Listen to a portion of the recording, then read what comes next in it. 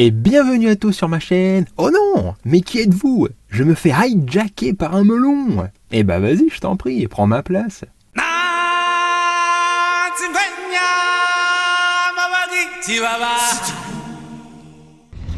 Bonjour à toutes et à tous, ici Jules Melon pour un petit podcast audio discussion débat en compagnie de Charles alias Cinémagique à mes côtés. Bonjour à tous. Nous sommes dans un parc parisien. Ceux qui ont vu la vidéo sur Anna, c'est la poursuite en fait.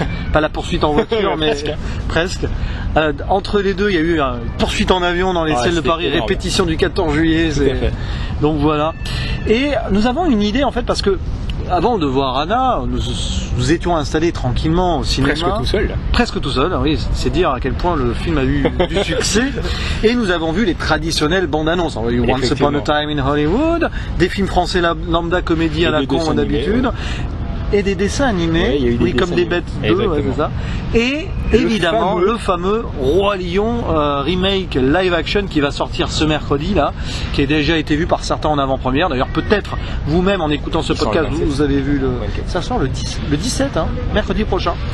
Et il y a eu des avant-premières déjà hier et il y en aura sûrement ce week-end. Enfin là, je sais pas quand on poste l'audio, mais vous comprenez bien ce qu'on veut dire, n'est-ce pas? Pourquoi je fais ça? N'est-ce pas? N'est-ce pas? Eh ben voilà, Attention, vous écoutez?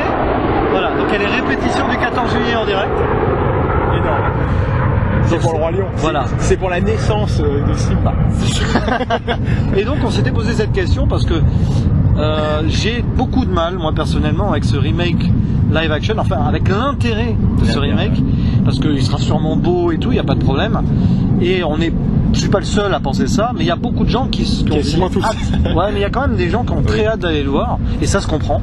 Et on s'était posé cette question, et du coup, d'où le titre de cette discussion, remake live action du Roi Lion, quel intérêt? Voilà, je sais pas si ce sera exactement le titre du truc, mais alors du coup, voilà, il y a plusieurs intérêts, je pense, potentiels à ce remake-là. Déjà, on va parler du positif, celui qui, on se dit, allez, c'est bien, faire découvrir aux jeunes, donc le Roi Lion, avec les parents qui amèneraient leurs enfants en mode nostalgie, voir ce que ça donne, comme ça, voilà. Pour les malheureux qui l'auraient pas déjà vu, C'est ça. Ou des parents qui ont envie de revoir le Roi Lion de leur enfance et qui amèneraient leurs enfants, tiens, ils n'ont pas eu le temps de le montrer en DVD, machin. Ouais. Allez, on y va ensemble. Puis l'expérience cinéma, rien ne peut remplacer une expérience cinéma. C'est vrai. Là, il y en a qui vont dire, ouais, mais à ce moment-là, il fallait ressortir le Roi Lion. Mais ils l'ont fait en 3D, il y a pas si longtemps, ils l'ont fait. Mais alors, du coup, ça serait un bon intérêt pour toi, ça, quand même? Faire découvrir aux jeunes avec la nostalgie des parents. Alors, tu sais que ce qui est marrant, là, c'est évidemment, on parle d'un live, mais quasiment toutes les semaines, sur Paris, et peut-être dans les autres grandes villes, la majorité des Walt Disney ressortent au cinéma pour une séance. En plus. Quasiment, Blanche-Neige, le Roi Lion, Aladdin, enfin, tout cela, ils sortent pour une séance unique, voire deux le week-end, justement le matin, pour les enfants. Et je pense que tu vois, en fait, le concept est déjà, ce dont tu parles, ça existe déjà. Ouais. Et je sais que dans les grandes villes, ça y est, même dans mon CGR, pas très loin, souvent il y a une séance unique comme ça, ou des cinémas de quartier, donc tu peux redécouvrir au cinéma les Walt Disney. Par contre, je crois pas que ça soit en VO, évidemment, mais... Oui, là aussi, il faudra avoir le choix de la VO, de la VF. Donc en fait, ils le font en plus. C'est ça. Donc on peut déjà découvrir les films, les grands films. C'est ça, mais est-ce que, du coup, quel serait l'intérêt? Alors l'intérêt économique... Ça, là il est évident qu'il est évident d'ailleurs, forcément. C'est malheureux, mais on vit dans un monde de business, le cinéma en fait partie. Voilà. Disney est un business, ils ont racheté tout à fait, plein de choses. Donc refaire... Alors moi je suis pas contre, et ça on fera un débat plus développé je pense avec les amis de l'Underground Cinematic Universe. Je suis pas contre les live action remake Disney. Il y en a certains, Aladdin, après on en pense ce qu'on veut mais c'était intéressant. Dumbo j'ai bien aimé. Ouais, moi aussi. Mais là, faire un remake live action sans acteurs, donc en gros nous faire croire que c'est un vrai film avec des vrais machins, alors que ça va être, je pense, quand même des images de synthèse en fait. Donc c'est un film d'animation ce live action, genre film futuriste animation si vous voulez, c'est compliqué à expliquer mais voilà. Donc là quel est l'intérêt? En gros ils refont un film d'animation avec l'animation d'aujourd'hui qui fait passer les trucs créés par ordinateur comme des choses réelles. Donc là l'intérêt me paraît économique, malheureusement. L'intérêt est économique, mais tu peux quand même trouver derrière des choses qui toi t'intéressent. En fait, la question c'est pas de savoir si tu dois y aller pour ce qu'on te vend que ça va être, ou en fait pourquoi toi tu veux y aller. C'est ça, c'est ça votre question. Parce que moi, tout le monde est contre, mais on est d'accord, tout le monde va aller le voir. Alors tout le monde est contre, on va dire que là sur Twitter c'est le gros débat, il y a beaucoup de gens qu'on connaît d'ailleurs même du Underground Cinematic Universe qui sont pas du tout pour, hein. On va citer Artopolis et Nightmare, non pas Nightmare du tout, Artopolis et Zarkhan, hein, je crois qu'on a vu, voilà, qui ont l'air, enfin qui sont pas contre mais qui d'après les premières images du teaser sont pas très emballés, on va dire ça comme ça. Il y en a d'autres qui sont pour aller le revoir, ou enfin le revoir, vous voyez, lapsus, le voir, comme notre ami Peggy de la chaîne du 7ème œil. Et il y en a qui doivent être mitigés, mais qui vont quand même aller le voir. Je crois que le geek du cinéma aussi, notre ami du geek du cinéma n'a pas envie d'aller le voir. Capitaine Critique, lui, a envie d'aller le voir. Bien sûr. Et moi aussi, j'ai envie de le voir. Et moi, je suis un peu en le cul entre deux chaises parce que j'ai pas envie. Mais je me demande si je vais pas le laisser avoir. Par curiosité. C'est de la curiosité maladive. Ah là là. Pas pour après faire une vidéo en crachant sur le film en mode non, c'est un scandale et tout, comme diraient certains. Voilà. Ceux qui payent pour aller voir ce genre de film et qu'en plus ils critiquent et que ce n'est qu'économique, n'oubliez jamais que vous avez donné l'argent tout à fait à Disney et qui en profitent pour continuer à faire des films. Parce que eux, à la fin de l'année ou du truc, en fait, eux ce qui compte, c'est pas les commentaires que les gens font, ils regardent le papier et ils regardent le chiffre. Si le chiffre est positif, ça sous-entend que les gens sont intéressés. Tout à fait. Donc même si les gens ils crachent dessus et qu'ils n'ont pas aimé, c'est en fait, on leur donne le moyen et on leur donne l'indication qu'on a aimé en fait, parce qu'on y va. Du coup, même si on est très réticent et qu'on va le voir, autant essayer d'en ressortir le positif quand on verra, parce qu'il y en aura. J'imagine quand même que ce sera beau, ça sera forcément émouvant si c'est la même histoire, fatalement. Bien sûr. Mais c'est ça, alors, en fait c'est ça qui m'embête moi personnellement, c'est que je sais que si par hasard je vais le voir, je vais rentrer dedans. Pendant les 10 premières minutes, je vais être là en mode non, là, et une fois je serai dedans. Mais le problème, c'est le procédé en fait. C'est pourquoi nous ressortir ça aujourd'hui. Le même film, quasiment plan par plan, dialogue par dialogue, c'est 80% plus longtemps, donc il va y avoir des scènes un peu plus allongées. Même histoire. Moi, c'est le procédé qui m'inquiète un peu. Ça m'inquiète pour pas mal de choses sur l'avenir, en fait. Voilà, parce que refaire des Disney, mais en mode avec des vrais acteurs et tout, ça amène une autre dimension. Là. Là, c'est que les animaux. Là, c'est juste. Et puis même l'animation, j'avoue quand même. On a vu le trailer et tout. C'est pas que ça, enfin c'est spectaculaire oui et tout, mais ça m'a pas spécialement. Voilà, c'est question générationnelle aussi. C'est pas ça qui va me faire aller voir, par exemple, magnifique animation et tout. Donc voilà, c'est un peu embêtant en fait. En fait, on a ce débat-là, cette discussion-là, parce qu'on sent qu'on est nous-mêmes pris dans un système malgré nous. Parce qu'on a beau être avec beaucoup de réserve, par critiquer l'avance, faire un petit peu les haters aussi des fois, j'avoue, oui, ma chère Peggy, voilà, on en a parlé en privé. C'est vrai que ça nous transforme ce genre de truc en hater parce qu'on a un peu l'impression que c'est fait pour le pognon et voilà. Mais on est tellement dans le truc qu'il y a une curiosité qui peut être maladive mais aussi totalement normale. Enfin voilà. Que va peut-être finalement aller le voir. D'autant plus qu'il n'y a pas grand chose qui sort ces prochaines semaines et que si on a envie d'aller au cinéma, ça c'est peut-être bon, con. D'ailleurs c'est pour ça qu'il n'y a pas grand chose qui sort. Ça peut mener à un autre débat, c'est que de plus en plus chaque mois il y a vraiment des grosses productions, mais de Disney.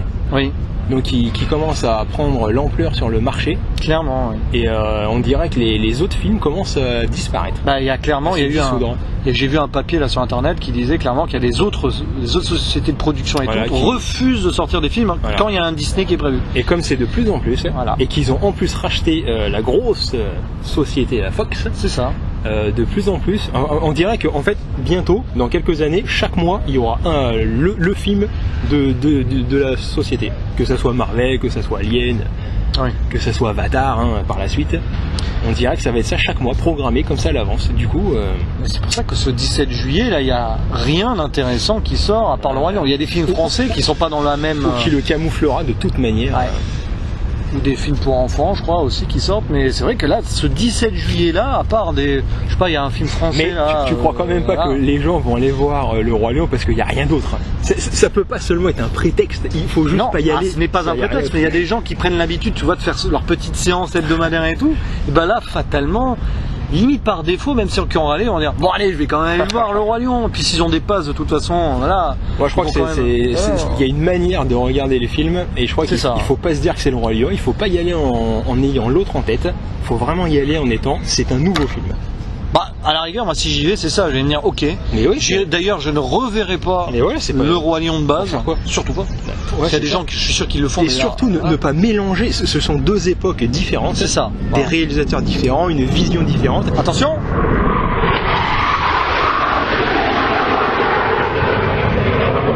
C'est violent. pas d'effets spéciaux. En fait, c'est le 14 juillet. Hein. C'est ça. Je crois que j'ai posé ça le 14 juillet. Hein. On est en pleine fête du 14 juillet. Voilà, on attend les feux d'artifice là. Mais comme tu disais, les générations, ouais. Ouais, c'est ça. En fait, je sais pas pourquoi il faut comparer. Jamais comparer. Il y a le Roi Lion de l'époque. On l'a vu quand on était petit. Même si ça, c'est la motivation éventuellement qui nous pousse à aller le voir, c'est un autre film. Ouais, Il s'appelle Le Roi Lion, mais c'en est un autre. Donc il faut pas projeter ce qu'on connaît déjà du Roi Lion dans celui-là. C'est un nouveau Roi Lion, il faut être totalement ouvert et recevoir ce qu'on nous propose. Et ce n'est qu'à la fin que là tu verras ce que tu as ressenti. En plus, on met trop d'intellect dans tout ce qu'on voit. Normalement, le cinéma, c'est des émotions. Ouais. Tu y vas, en gros, tu te la fermes, tu respires un bon coup, tu lâches prise et tu te laisses aller, bordel. C'est le cinéma. Mais oui, et puis en plus, si tu vas voir ce film-là, clairement, tu vas la ressentir, l'émotion. C'est obligé. Voilà. Et alors, pourquoi ne pas se laisser entraîner à ça? Et pourquoi pas? Mais alors, du coup, ça peut être une bonne chose, finalement, le côté transgénérationnel de ce film-là, potentiellement. Quand là, j'en reviens à ce que je disais au début. Le parent qui a vu ça et tout va faire découvrir ça à son gamin de 7-8 ans et dit tiens, tu vois ton père à ton âge il a découvert ce film. Ça c'est une raison pour évidemment. Franchement je pense pas qu'ils aient la même. Comment les époques sont différentes. Je pense que les enfants ne. Et eux ils s'en foutent. Pour eux ça sera pas des classiques. Ah non, ça c'est un autre débat. Est-ce que ça sera facile pour les enfants d'aujourd'hui d'avoir autant de classiques que nous avant? Je pense pas parce que c'est très différent. Ça c'est un autre débat. C'est un autre débat qui sera très intéressant. Ils en auront, forcément. Mais bon là pour ce Roi Lion de toute façon moi mes attentes de toute façon voilà. Moi j'ai pas d'attente. Voilà, pas d'attente. De toute façon quoi qu'il arrive j'ai pas d'attente. Que j'aille le voir ou non, ça sera à peu près la même chose. Il faut pas entrer dans un système de essayer de justifier pourquoi on va voir un film ou ce genre de choses. Juste y aller. C'est du cinéma, ça te vend du rêve. Ouais. Pourquoi aller au cinéma sinon? C'est vrai, mais bon, en tout cas, ce procédé de Disney de se faire ce live action, machin remake, est un problème en soi. Pour une raison, faut voir les réactions que ça génère. C'est pas hasardeux, quoi. Bien sûr. D'un côté, il y a des gens qui ont vu le film, ils disent c'est une nouvelle expérience cinéma, vous allez pas en venir. Alors, ça me paraît incroyable, mais pourquoi pas? Alors, à moins qu'il y ait certains influenceurs qui ont reçu un petit billet, ou je sais pas quoi. Attention, j'en sais rien. Hein. Je connais même pas les gens qui ont dit ça sur Twitter, donc voilà. Et le problème, c'est que tout le monde crache dessus d'avance, ce qui est pas forcément mieux. Et je sais pas que j'en fasse partie, mais en fait, quel serait l'impact? Imaginons que il y a ce Roi Lion qui sort et imaginons que collectivement on se dise personne n'y va et personne n'en parle, on l'ignore complètement. C'est pas possible, on vit dans une société où c'est inimaginable. Donc ça veut dire que c'est le Roi Lion qui formate et prédomine sur la volonté de quelqu'un d'aller au cinéma en fait. C'est ça, mais moi je vais prendre un autre exemple qui n'a absolument rien à voir à la base et c'est assez fou, mais la grève des professeurs là récemment au bac. Il y en a certains qui disent et si on bloquait tout tout ça serait génial. Au final ça a été que finalement on va dire 10% grand maximum et tout, ça n'a rien bloqué. Bah oui, mais c'est l'utopie d'imaginer qu'on va réunir tous les mêmes gens dans une même envie et dans un même but. Et donc là, imaginez, on a qu'à tous entre guillemets boycotter, j'aime pas ce terme, le Roi Lion. En fait, tu parles, tu ignores, tu l'ignores. Mais tu parles, personne ne va boycotter le film. Donc je suis même prêt à parier qu'il finira sur le top 3 du box-office de l'année à la fin de l'année. Ce Roi Lion, en fait, la démarche de Disney, en fait, est, elle est légitimisée par les gens qui finalement ne peuvent pas faire abstraction. De toute façon, de ce Roi Lion. Et eux, ils le savent. Tiens, quand ils ont posé ce projet, il y a, je sais pas, 4-5 ans, j'en sais rien, ils se sont dit, c'est sûr, ça marchera. Ça va marcher. Et même si on en refait une suite derrière, ça marchera. Et quand on fera La Belle au Bois dormant live action, ça marchera. Qui devait déjà se faire. C'est Christophe Gans qui devait le faire. Ça aurait été intéressant. Mais il a fait d'ailleurs dans sa version de La Belle et la Bête, il y a quelques plans qui en fait étaient déjà préparés pour La Belle au Bois dormant. Et puis là, on peut en citer. Il y a Mulan qui est prévu, qui peut être intéressant. En tout cas, c'est beaucoup plus intéressant parce qu'il y a quand même une dimension derrière. Alors, attention, on va voir si ça va rentrer dans le cahier des charges ultime, féminisme ultime à fond, ou si ça sera plus subtil. Ça, c'est un autre débat. La subtilité, il faut pas y compter. Moi, je pense qu'on est en train de perdre de la subtilité dans notre cinéma aujourd'hui, que ce soit pour le phénomène des reboots, remakes, actuels, je parle, pas ceux d'avant, ou donc de le cahier des charges de il faut la diversité et tout, forcé. C'est pas genre en mode on va faire ça parce que vraiment c'est pas bien ce qui se fait passer passé et tout, Weinstein, machin. Non, c'est en mode, bon, il faut contenter tout le monde et pas avoir de problème derrière. Le politiquement correct. Et finalement, ces remakes live action tels que Le Roi Lion, c'est une forme déguisée de politiquement correct aussi. Tout à fait. C'est zéro prise de risque. Moi, c'est ça qui me dérange, en fait, c'est le zéro prise de risque. Et pourtant, il y a un contre-exemple, c'est le Dumbo de Tim Burton, qui n'est pas zéro prise de risque. Il est prise de risque sur la deuxième partie, c'est totalement nouveau. Ouais. Et il y a des gens qui ont râlé pour ça aussi. Ah, il y a pourtant des bons éléments dedans. C'est ça. Enfin, en termes d'analyse, moi qui aime ça. Mais... Donc je pense qu'en fait, pour revenir à la question de base, remake live action du Roi Lion, quel est l'intérêt? La question va au-delà de l'intérêt, c'est la question et qu'est-ce que ça cache derrière?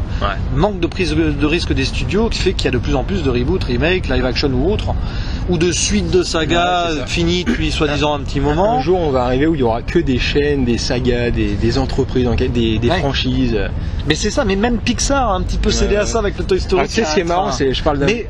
Avec une réussite quand même, Toy Story 4. Oui, oui, bien sûr, c'est excellent ce film. Et non mais celui-là il est valable, c'est pas un remake. Voilà. On est revenu avec Nicolas Artopoulos sur une autre discussion. Il est excellent le film, c'est tout à fait légitime. Ça finit l'arc de Woody, c'est ça. Tu peux pas faire mieux. C'est-à-dire que même dans ce côté politiquement correct où pas trop de prise de risque, on arrive quand même à légitimiser certaines œuvres, encore heureusement. Mais bon, Et moi je pense que Disney fabrique des choses que le spectateur ne peut pas s'empêcher de venir voir, malgré qu'il sait tout ça.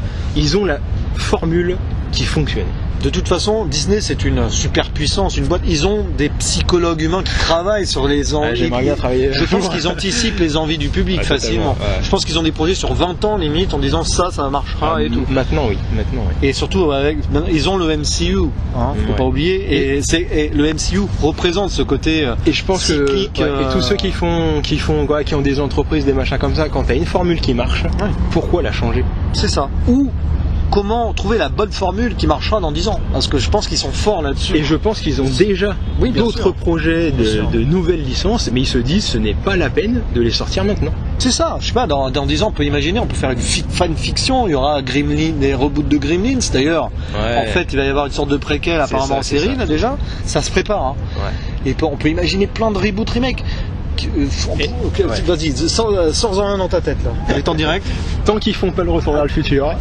J'y pensais. Et malheureusement, Robert Zemeckis de son vivant a dit jamais. Mais Robert Zemeckis malheureusement ne va pas être immortel. Et j'ai peur que dans 15-20 ans, quand il sera plus là, il le reboot. Bien sûr. Alors attention, ça va faire crier, ça va pas être. Moi je pense qu'on sera les premiers en disant oh mon Dieu et tout. Mais s'ils arrivent à faire un truc légitimé de la période, genre par exemple on se déroule dans un présent de 2030 et ils reviennent dans les années 90, bon ça va faire Stranger Things quoi. En fait Stranger Things c'est une sorte de reboot déguisé de Retour vers le futur sans le voyage dans le temps quoi. C'est ça. Mais bon il y a quand même des ingrédients. Je pense qu'il faut vraiment pas se focaliser sur ce qu'on connaît déjà, mais vraiment sur ce qu'il y a d'autres. Voilà. Il y a quand même des bons éléments qui sont rajoutés à chaque fois. C'est clair. Mais en tout cas le Roi Lion. Ouais mais le Roi Lion, après je sais pas si ils vont utiliser la même musique certainement. Il y a Hakuna Matata déjà. J'imagine qu'il y aura. C'est ça. Ouais, certainement. Après, tu le fais bien. Vas-y, je crois qu'on peut faire un duo. Il y a des gens autour quand même. Oui, mais eux aussi ils les connaissent. C'est justement l'intérêt de Disney de réunir un maximum de personnes sur le même truc, quoi. Et puis un autre truc, je pense qu'on finira là-dessus, c'est l'AVF. Alors moi, ça m'a dérangé. Alors le problème de l'AVF, c'est que autant faire un remake live action, je crois que dans la version originale ils reprennent les mêmes voix de base, pratiquement. Enfin, j'ai pas vérifié, mais il me semble qu'il y a quand même un gros casting de base qui revient. Je crois qu'il y a Jean Reno là, qui fait le. Alors voilà, mais en VF il y a que Jean Reno qui revient. Ouais. Et ils te mettent que ce qu'on appelle du Star Talent, en gros, des gens qui font pas du doublage habituellement, et pour faire, par exemple, Jamel Debbouze qui était déjà là dans Toy Story 4. Et là, c'est un autre problème. Mais non, c'est Disney qui décide, qui fait les VF. Et je pense que Disney a voulu dire à boîte de doublage français, vous prenez les voix qui marchent. Mais il faisait déjà un personnage dans le Dinosaure, donc qui date de 2000. Non, mais Jamel Debbouze n'est pas un débutant dans le doublage. Mais il a pas été dans Monstres et compagnie aussi? Non, je sais plus. Là, je la regarde en anglais cela, donc je sais pas. Mais il en a fait d'autres. Il a pas fait que Bunny ou Ducky, je sais pas lequel des deux d'ailleurs dans Toy Story 4. Mais quand même, il y en a d'autres. C'est la première fois qu'ils vont faire une voix. Il y a même, je crois qu'il y a eu Mike Dara, c'est la voix française de Whoopi Goldberg, entre autres, d'une des hyènes, je crois, qui était prévue et qui a été déclassée pour une autre actrice à sa place. Et ça c'est terrible parce que Disney a clairement dit non, il faut que vous rajeunissiez votre casting de voix. Fait, ouais. Je me demande si c'est pas pareil en VO du coup quand même, parce que ça serait logique que ce soit pareil en VO. Peut-être. Ouais. Vous pourrez nous le dire dans les commentaires si vous voulez. Mais ça, voilà, ça je trouve ça aussi.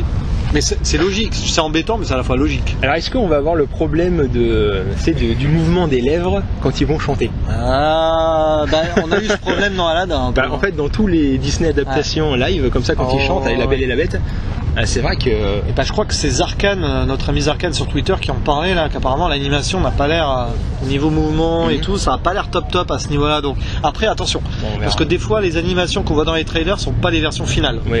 Aussi, ça c'est important à dire. Parfois, c'est voilà, ils n'avaient pas encore tout fait et tout. Ils brouillent les pistes pour le scénario. Et des fois, ils le font exprès d'ailleurs. Ouais, mais là, dans le Roi Lion. Oui, mais quel scénario Est-ce que la question, c'est est-ce que le père de Simba va mourir? C'est la grande question. T'imagines? En fait, il va revenir à la fin. Coucou, j'étais toujours vivant. C'est twist final. Ouais. Et tu sais, on parle du féminisme, mais tu sais que Nala a toujours été plus forte que Simba. Ah oui, mais tu sais que dans les Disney, sont... et ça parle pas de féminisme, il n'y a aucun problème. Attends, Pocahontas, Mulan, c'était quoi ça? Exactement. Génial. Mais même la Belle au bois dormant, quelque part. Mais c'est ça, il y a des femmes partout. La Blanche-Neige, c'est quand même une leader femme. C'est bizarre que Luc Besson ne soit pas dans l'industrie Disney. Peut-être qu'ils vont acheter Europacorp. Voilà, donc dites ce que vous en pensez en commentaire donc de cette. Effectivement, on est approche, ça approche. La sortie du Roi Lion, là c'est peut-être déjà en avant-première. Là, quand vous aurez écouté cette discussion, vous aurez peut-être déjà vu le film en avant-première, parce que j'imagine qu'il va y avoir les avant-premières en masse ce week-end. Ouais. Et puis sinon, ce 17 juillet au cinéma, est-ce qu'on vous invite à aller le voir? On vous invite surtout à faire ce que vous avez envie de faire. Bien sûr. Faut surtout pas se forcer. Le cinéma, c'est un plaisir, c'est une passion. Si on se force à aller voir des films, c'est pas la peine quoi. Puis j'ai envie de dire, n'écoutez pas les influenceurs, c'est con ce que je veux dire. Tout à fait. Ni les haters, ni ceux qui disent c'est extraordinaire. Si vous avez envie de vous faire un kiff en connaissant ou en ne connaissant pas l'original d'ailleurs, si vous avez envie de passer un bon moment devant une œuvre émouvante, parce que ce sera une œuvre émouvante, certainement, fatalement, même si on va râler, certains vont râler, une fois qu'ils seront dedans, ils vont. C'est comme s'ils revoyaient le Roi Lion en gros, mais en mode cinéma, parce que la plupart des gens finalement qui aiment le Roi Lion n'ont peut-être pas vu au cinéma. Ça sera une expérience comme une autre, et peut-être que ce sera génial. Tout à fait. Peut-être que ça va révolutionner comme l'autre disait. Mais ça, dans un sens, ça risque de révolutionner l'avenir, mais est-ce que ça sera dans le bon sens? Et c'est vrai que le Roi Lion c'est un sacré morceau, et je sais que ils avaient fait des classements d'année en année, et souvent le Roi Lion il revient numéro 1. Ah oui, peut-être plus maintenant, mais le Roi Lion, mais même Aladdin c'est un gros morceau. Ouais. Mais surtout le Roi Lion, c'est vraiment cartonné de partout le monde, dans le monde entier, et vraiment là c'est l'événement. Peut-être que c'est aussi ça, l'industrie, ils veulent créer des impacts comme ça. Et ça marche. Voilà. De toute façon, ça marche. Et évidemment, avoir les meilleurs nombres d'entrées, etc. Mais derrière ça, il y a quand même du cinéma.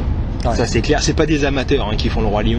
Encore tous ces films. D'ailleurs, je ne sais pas du tout qui est derrière la réalisation, j'ai pas vérifié. Et ça sera à découvrir. Voilà, ça c'est de toute façon mettre des noms derrière des œuvres, c'est pas très intéressant. Ça c'est mauvais. Voilà, c'était une petite discussion. De toute façon, pas besoin d'en dire plus, et surtout ça ouvre donc en préambule d'un potentiel débat plus ouvert et plus large sur les fameux reboot remake et le phénomène actuel, je précise. Ça, on pourrait y aller. Pas les reboot remake d'avant, mais ceux d'aujourd'hui, parce que quoi qu'on en dise, il y en a beaucoup plus aujourd'hui qu'il y a 10, 20, 30, 40 ans, même s'il y en a toujours eu. C'est devenu une mode, clairement, c'est comme le bio, c'est un instrument de vente. Voilà, donc est-ce que c'est bien ou c'est pas bien, ou est-ce que c'est les deux, ou ça dépend? Je pense que la réponse est de toute façon, quoi qu'il arrive. Les deux en même temps. Ça dépend. C'est comme Anna, palindrome. C'est ça, exactement, magnifique. Et c'est sur ce petit mot de fin magnifique de notre ami Cinémagique qu'on vous dit au revoir et à la prochaine. Ciao ciao. Ciao ciao.